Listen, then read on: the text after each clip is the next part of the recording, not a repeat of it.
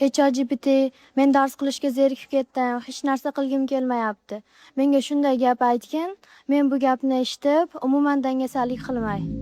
Hozir sen his qilayotgan narsa shunchaki darsdan zerikish emas. Bu asta-sekin insonning ichida paydo bo'ladigan keyin qilaman degan xavfli odat. Oradan 2-3 yil o'tadi. Sen ko'chada yurib, kimdir mashina minib ketayotganingni, kimdir ota-onasiga uy olib berayotganingni, kimdir chet elda yashayotganingni, kimdir esa o'z xohlagan ishini qilayotganingga bo'lasan. Va eng og'iri, sen ichingda bitta gap qoladi. Men ham shular qatorida bo'lishim mumkin edi. Eng alam qiladigani kambag'allik emas. Eng alam qiladigani o'zing bilgan potensialingga yetolmay qolish. Haqiqat shuki, hayot dangasalarni kechirmaydi. Vaqt hech kimni kutmaydi. O'zingdan hozir bitta savol so'ra. 1 yildan keyin men o'zimdan faxrlanamanmi yoki afsus qilamanmi? Va hozirning o'zida telefonni chetga qo'yib, faqat 15 daqiqa darsni boshlab ko'r.